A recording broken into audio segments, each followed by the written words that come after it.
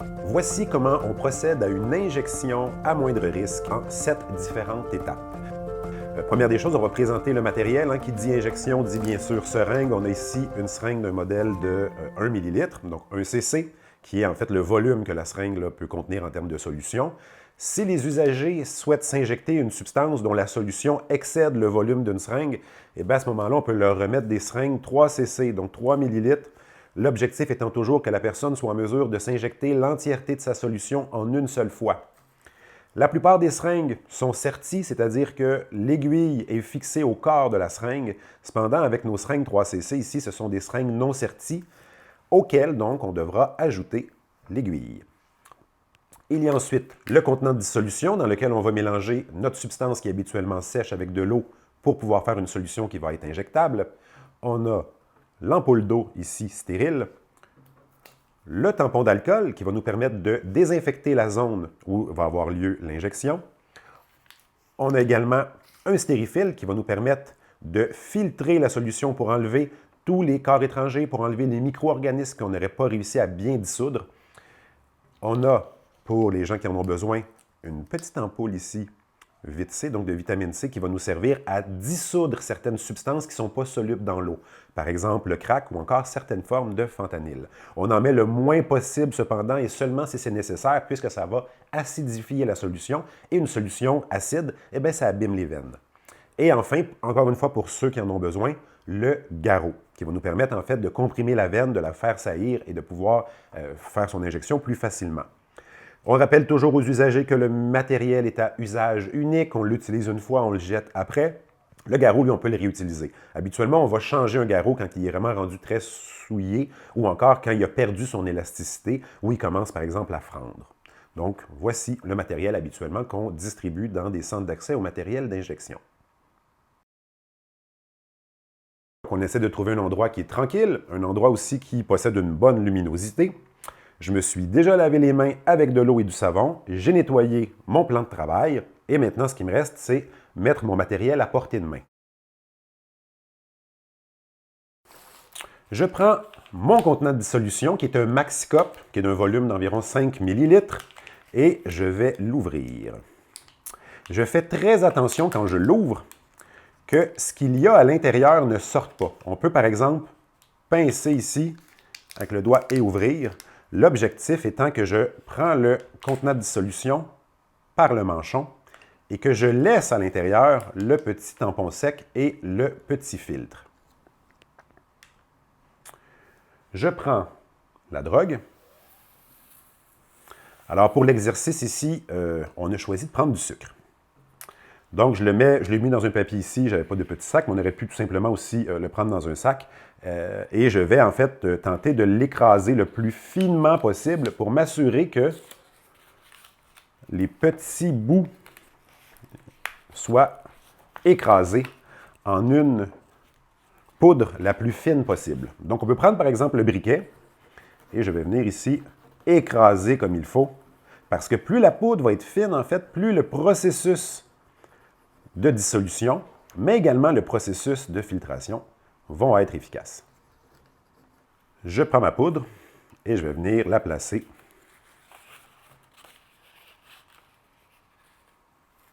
à l'intérieur de mon contenant de dissolution. Ensuite, ce qu'il me reste à faire, c'est d'ajouter l'eau. Et on utilise la quantité d'eau nécessaire pour s'assurer que tout est bien dilué. Et je vous dirais, mieux vaut en mettre trop que pas assez. On ne va pas perdre l'efficacité de la substance si on a mis plus d'eau. Ceci dit, notre solution va être beaucoup plus soluble si on en met beaucoup, donc plus facile donc à s'injecter. Ensuite, on va chauffer la substance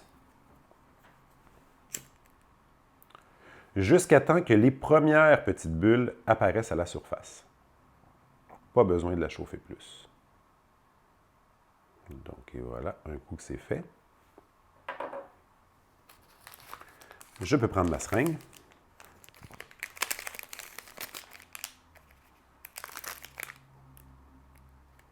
Et je vais utiliser le bouchon, en fait, et je vais venir m'assurer, en brassant, que j'ai une solution qui est la plus homogène possible. Ce que je dois faire le temps que ma substance refroidit, c'est de passer à la troisième étape qui va être de préparer la peau et la veine pour l'injection. Premièrement, on va choisir une zone. Habituellement, on va prioriser l'avant-bras, le bras ou l'avant-bras. Donc moi, je vais choisir une veine ici dans le coude que je vois qui est un peu plus, qui apparaît un peu plus.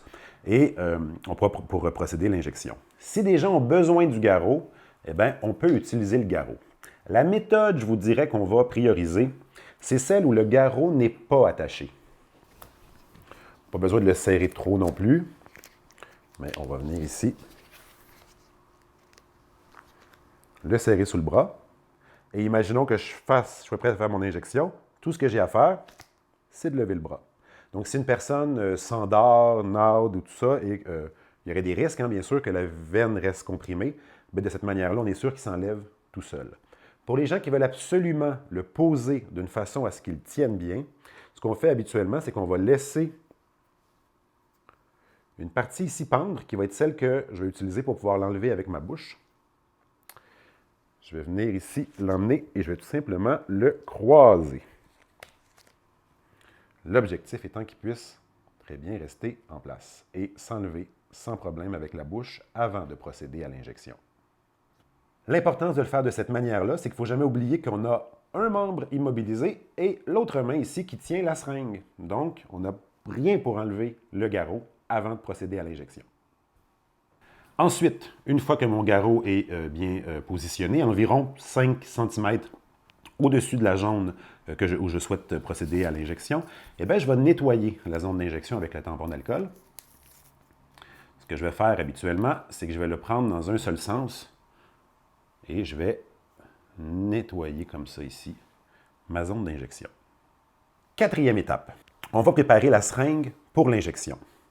On va reprendre ici notre petit emballage dans lequel on avait extrait le contenant de dissolution. À l'intérieur, il y a un petit tampon sec et il y a surtout un petit filtre qu'on va tout simplement faire tomber à l'intérieur de notre contenant de dissolution. On va prendre une seringue neuve et on va prendre le stérifiltre. Le stérifiltre, il faut s'assurer en fait de ne pas mettre ses doigts là où il y a la surface de filtration. Donc, ce qu'on peut faire en fait, c'est tout simplement l'ouvrir comme ça, de le tenir avec l'emballage. On retire le bouchon et on va venir insérer notre seringue à l'intérieur. On pousse un peu et on tourne.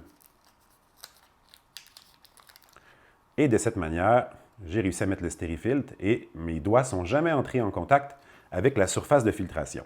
Et on va faire ce qu'on appelle une double filtration. C'est-à-dire que je vais venir appuyer mon stérifiltre sur le filtre qui est à l'intérieur du contenant de dissolution et je vais tout doucement aspirer la substance. Par la suite, j'ai seulement à retirer le stérifiltre et je pousse ici jusqu'à la première goutte sorte. Dans le cas où la solution à injecter est plus importante que ce que le corps d'une seringue, donc le volume d'une seringue de 1 cc est capable de contenir, on va utiliser nos fameuses seringues non serties de 3 ml. Donc ici, ce qu'on fait, c'est qu'on va prendre la seringue et on va apposer le stérifiltre en premier. Donc on pèse, on visse un peu, on le met sur notre seringue pour procéder, comme je l'ai fait tout à l'heure, à la double filtration. Ensuite, ce qu'on fait, c'est qu'on retire le stérifiltre et on vient apposer l'aiguille.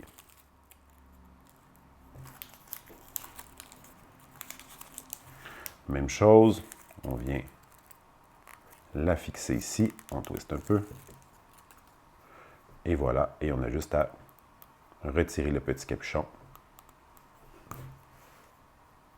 Et on a notre seringue. Cinquième étape, faire l'injection.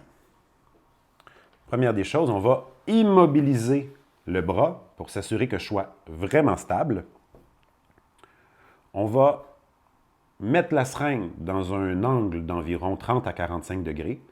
Pas comme ça ici où je risque à 90 degrés de passer barre en barre là, ma veine, la transpercer de part en part. Mais on va le faire ici avec un petit angle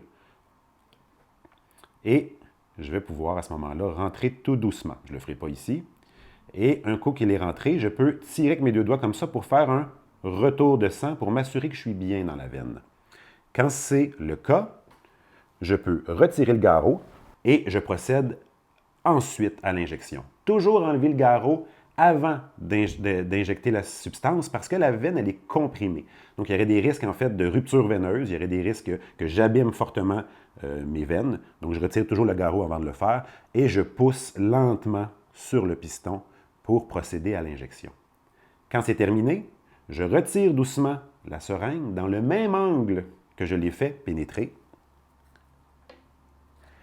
Et ici, j'ai mon petit tampon sec que je pourrais mettre sur ma zone d'injection et on dit de presser environ 1 minute. Si jamais il y a encore des saignements, bien, on reste tout simplement plus longtemps comme ça ici avec son tampon sec. Toujours se rappeler que le tampon d'alcool était pour nettoyer et c'est le tampon sec uniquement qu'on utilise après l'injection. La 7e et dernière étape, eh bien, c'est de disposer le matériel de manière sécuritaire, notamment dans un bac qui servent pour objets tranchants ou perforants. Donc, on peut mettre ici tout ce qui a eu du sang. On peut mettre ma seringue. On peut même mettre le contenant de dissolution, le stérifiltre. Et voilà. Et on referme. Petite astuce. Parfois, on voit que le contenant de dissolution peut facilement bouger. Donc, quand on met la seringue et tout ça, quand on manipule, quand on prépare l'injection, eh bien, il y a des petites astuces. On peut, par exemple, prendre de la crème à main ou encore du lubrifiant et qu'on va venir mettre à l'endos. Comme ça ici. Et quand on le repose sur la table, eh bien, mon contenant de dissolution est beaucoup plus stable, en fait, qu'il l'était initialement. Ainsi se conclut comment on fait une injection à moindre risque en 7 étapes. Quand vous avez des personnes qui viennent chercher du matériel, vous avez vu le matériel qui est présenté, on devrait avoir minimum un item de chaque matériel, avec bien sûr le choix de la seringue, soit une 1cc ou une 3cc avec son aiguille. Si vous avez des personnes qui viennent chercher par exemple 10 seringues et 5 contenants de dissolution, ça peut être une très bonne fenêtre d'opportunité pour offrir une intervention et demander à la personne pourquoi elle prend 2 fois moins, par exemple, de contenants de dissolution que de seringues. Et à ce moment-là, on ouvre la discussion sur les étapes d'injection à moindre risque.